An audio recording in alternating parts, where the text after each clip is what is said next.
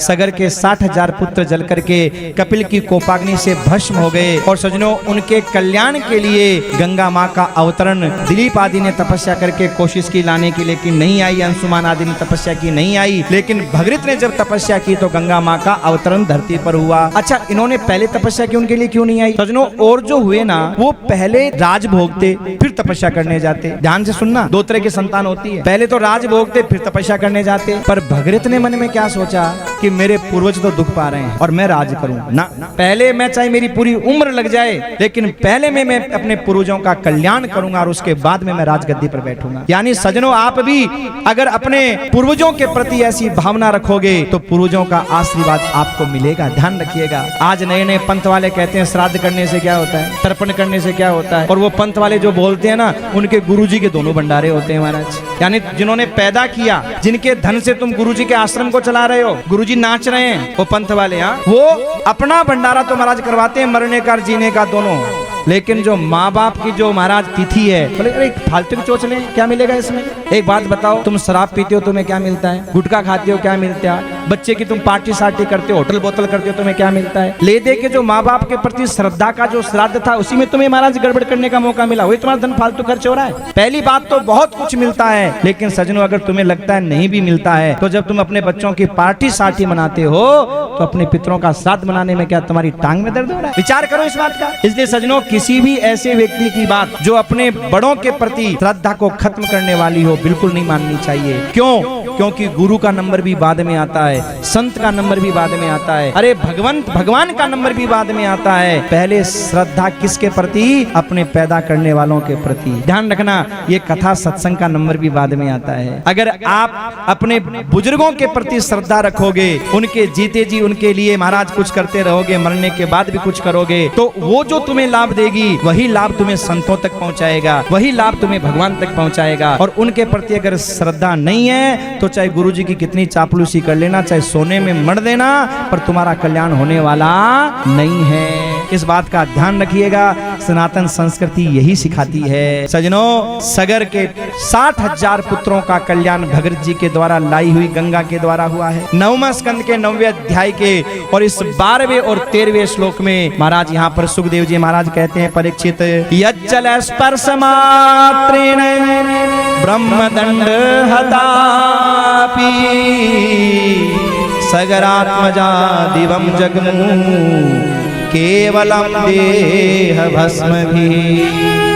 परीक्षित, गंगा माँ का प्रभाव देखिए कैसे 9वें स्कंद के 9वें अध्याय के 12वें श्लोक में कहा है कि कैसे महाराज गंगा माँ के जल का स्पर्श जैसे ही सगर के 60,000 पुत्रों की भस्मी से हुआ, होते ही दिव्य रूप धारण करके भगवान के धाम को चल दिए। बोलो भक्त वत्सल भगवान की जय हो। सीधे भगवत धाम को चल दिए महाराज। और तब से एक परंपरा हो गई, कौन सी?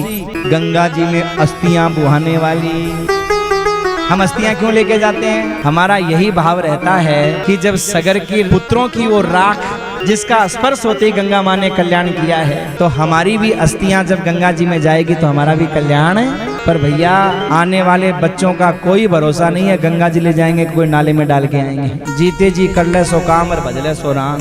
हाँ, मैं तो एक ही बात कहता हूँ कि जीते जी नाखून गिर के महाराज आई अस्थियां मान लीजिए मेरी, तो कोई पतो नहीं है महाराज। सच बात है। एक बाप बेटे का आपस में 36 का आंकड़ा रहता था, क्योंकि ऐसे ऐसे पंथ धर्म आ गए कि कुछ करने की जरूरत ही नहीं है। आज की औलाद को अपने बाप के 12 दिन का समय देने का समय नहीं है कि 12 दिन दुकान कौन बंद करेगा। अरे ससुरो, तुम्हारे लिए तुम्हारे बाप ने पूरा जीवन दे दिया और उसको तुम 12 दिन नहीं दे सकते? धिक्कार है तुम्हारे औलाद होना। तुम माँ बाप का कोई पुण्य नहीं, तुम पाप ही पैदा हुए हो जो अपने बाप के लिए 12 दिन नहीं दे पाता। और सुनो, जो देते भी है ना, अधिकांश देखना 12 दिन में बाप के मरने का गम नहीं होता है उनको। गम किस बात का होता है कि बाप तो मर गया पर बंटवारा नहीं करके गया। तो 12 दिन तक वो बाप के मरने का शोक नहीं मनाते हैं। कभी बुआ जी के पास जाते हैं, बुआ जी थाने तो पतो ही है बाप की सेवा ज्यादा मैं करी हूँ, तो मेन रोड की जमीन मन मिलनी चाहिए। कभी महाराज जीजा जी के पास, जीजा जी आप तो जानते ही हो मैं भले आया नहीं हूँ तो क्या है, पैसा तो मैंने ही खर्च किया है, इसलिए देखो वो जो मेन फैक्ट्री है ना बोदला सी धाम में, मन मिलनी चाहिए। हाँ बोलो, होता कि नहीं होता? होता कि नहीं होता? यानी बाप के मरने का गम नहीं है, बाप बंटवारा नहीं करके गया, गम इस बात का है। बूढ़ा मर गया तो चलो कमरे खाली हो गए, कोई बात नहीं। धिक्कार है ऐसी औलादों को। ऐसी औलादें जिंदगी में दुख के अलावा और कुछ नहीं पाती है सजनों। कुछ नहीं मिल सकता। और एक बात और ध्यान रखना, तुम अगर अपने बाप को दुख देते हो तो अपने आप को दुख देते हो। कैसे? बेटा कौन है? पिता का ही तो रूप है। मनुष्य ने कहा मैं जिंदा रहना चाहता हूं, अमर होना चाहता हूं। बोले ऐसे तो नहीं हो सकता। फिर अपनी कोशिका को निकाल के अलग रख दे। बाप की एक कोशिका ही तो होती है जो बेटे के रूप में जन्म लेती है, बेटी के रूप में जन्म लेती है। अगर वो अपने माँ बाप को दुख दे रहे हैं तो वो अपने आप को दुख दे रहे हैं। और वही डीएनए अगले जब बार पैदा होगा तो ऐसे बिगड़ के पैदा होगा कि तेरे को भी दुख देगा। हमारा डीएनए हमारे व्यवहार से, आचरण से, खान पान से बनता भी है, बिगड़ता भी है। ध्यान रखिए, विकृति आती है डीएनए के अंदर में। और हम लोग जो माँ बाप की सेवा नहीं करें, डीएनए धीरे धीरे बिगड़ता जा रहा है, बिगड़ता जा रहा है, खान पान से भी और हमारे व्यवहार से। अगर आपको यकीन नहीं हो तो डॉक्टर से जाके पूछ लेना कि डीएनए हमारे खान पान और व्यवहार से बदलता है कि नहीं बदलता है। इसलिए धीरे धीरे हम लोगों की भावनाएं महाराज उल्टी सीधी होती जा रही है। इसलिए हमारा डीएनए अच्छा रहे, बढ़िया रहे। अपने बुजुर्गों की सेवा करो, बड़ों का सम्मान करो। ये कथा हमें यही संकेत करती है मेरे भाई। भगीरथ ने कैसे तपस्या करके अपने पूर्वजों के लिए गंगा माँ का महाराज अवतरण किया है। गंगा माँ की महिमा बताते हुए भागवत के 9वें स्कंद के 9वें अध्याय के 13वें श्लोक में सुखदेव जी महाराज कहते हैं, हे परीक्षित, भस्मीभूतांग संगेन स्वर्याता शगरात्मजा किं पुनः श्रद्धया देवी ये सेवन्ते धृतव्रतः। हे परीक्षित, जब भस्मी का स्पर्श होने मात्र से गंगा माँ ने सगर के पुत्रों का कल्याण कर दिया, कोई श्रद्धा से थोड़ी स्पर्श कराया था महाराज। कोई अगर सच्ची श्रद्धा भक्ति से गंगा माँ का नाम लेगा तो उसका कल्याण कैसे नहीं होगा? उसका कल्याण कैसे नहीं होगा? इसलिए सच्ची श्रद्धा भक्ति से गंगा माँ का स्मरण करना चाहिए। आप जब स्नान करो ना तो गंगा माँ का स्मरण करो, उल्टा सीधा मत सोचा करो उस समय। हाँ, उल्टा सोचा मत सोचो। अच्छा एक बात देखो, उसका नाम भी है शौचालय। आजकल एक साथ होते दोनों, शौचालय। और ज्यादा सोच वहीं आती है, बाकी कहीं आती नहीं है। ज्यादा वहीं बैठ के सोचते हैं महाराज। जब बाहर वाला कुंडा खड़ा रहा है, कितनी देर होगी, खोले। ख्यालों में खोया पड़ा है अंदर महाराज, इसलिए उसका नाम है शौचालय। महाराज सोचने को घर वही है, सबसे ज्यादा सोच वहीं आती है महाराज। वहीं बैठ के सोचते हैं, सारी योजना वहीं बैठ के बनाते हैं। इसलिए बड़े बड़े घरों में हमने देखा है कि वहां पर महाराज चाय का कप रखने की जगह होती है, किताबें रखी हुई होती है, अखबार पढ़ने की जगह होती है। बैठे रहो, सोचते रहो, पढ़ते रहो। महाराज कैसे कैसे जितना बड़े लोग उतने कैसे घटिया घटिया महाराज बाथरूम बना के रखते हैं कि हम तो समझ के लोगों क्या जाते आते रहते हैं। भैया नहाते समय गंगा माँ के नाम का स्मरण करना चाहिए। गंगे गंगे तियो ब्रूयात योजना नाम सतेरपि। 100 योजन दूरी से भी कोई गंगा माँ का नाम लेता है तो गंगा माँ उस पर कृपा करती है महाराज। इसलिए श्रद्धा भक्ति भाव के साथ में गंगा माँ का नाम लेना चाहिए। क्यों? मानो तो मैं गंगा माँ हूँ, ना मानो तो बहता पानी, ना मानो तो बहता पानी। मानो तो मैं गंगा माँ हूँ, ना मानो तो बहता पानी, ना मानो तो बहता पानी। जो स्वर्ग ने दी धरती को,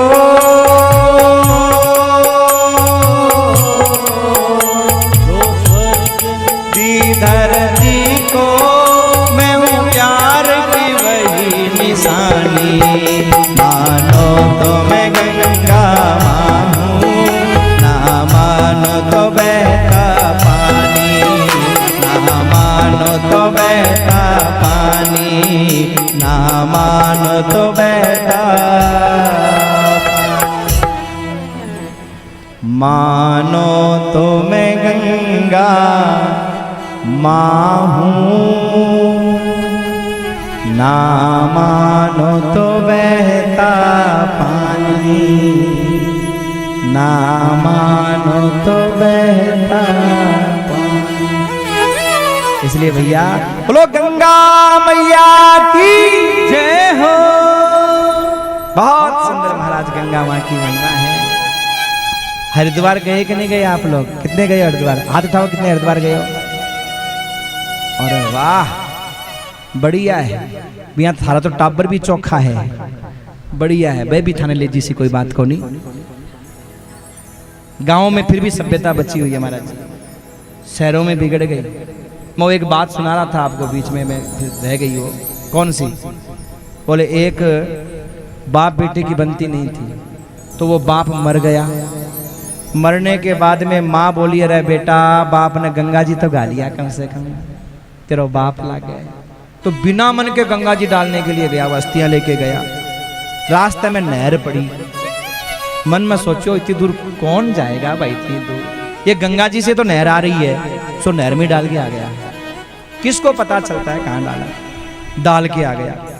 अब रात को महाराज बूढ़ा उस बुढ़िया के सपने में आ गया।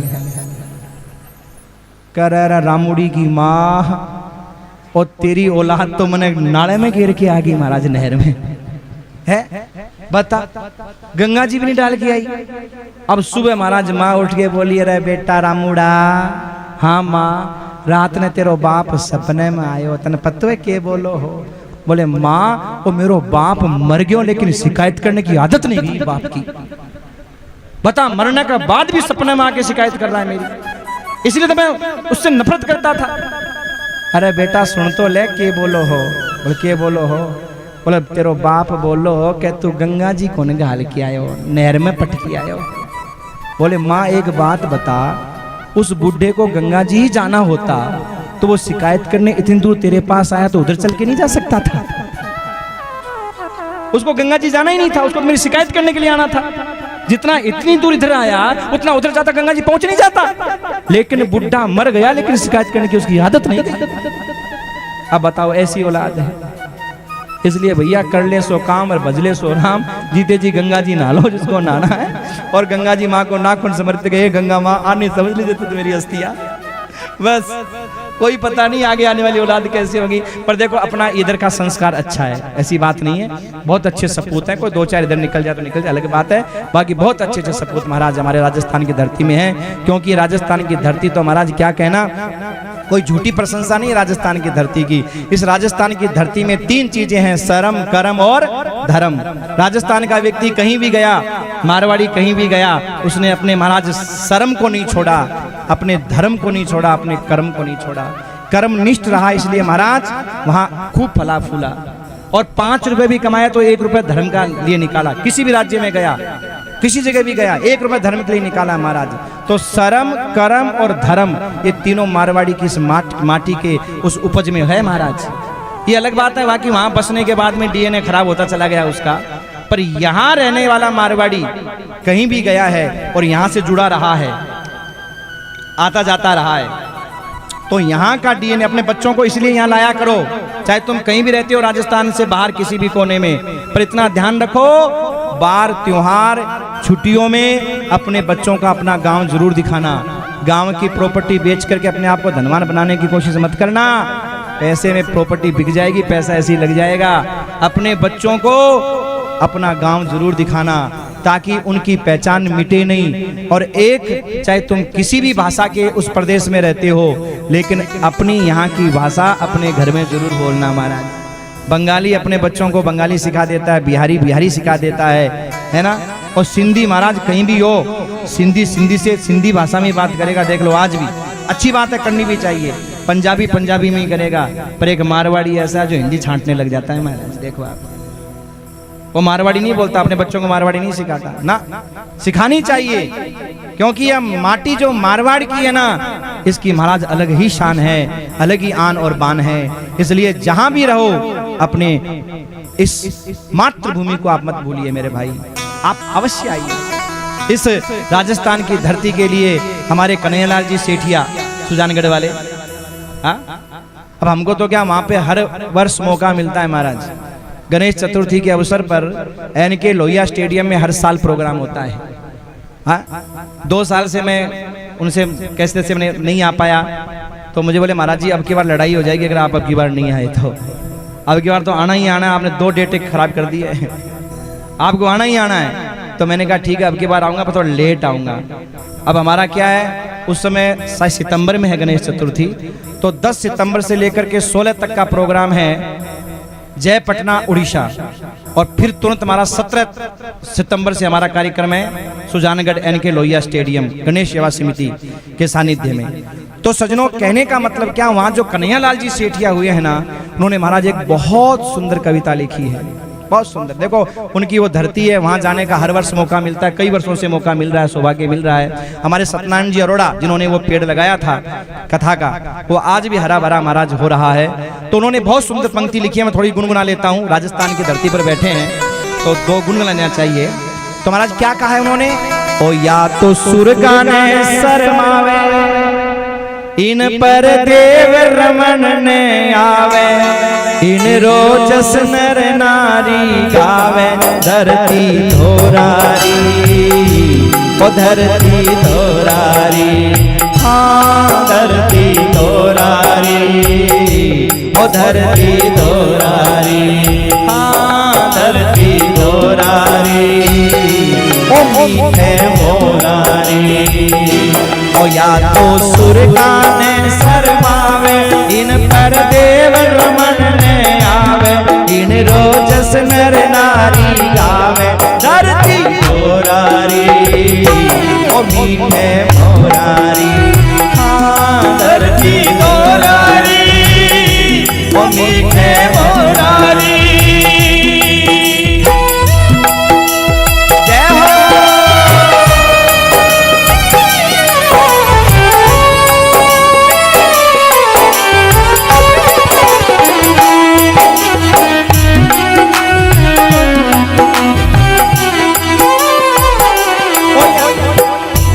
सूरज कण कण ने चमकावे, चिंतो अमृत रस बरसावे, तारा न्योछावर कर जावे, धरती धोरारी।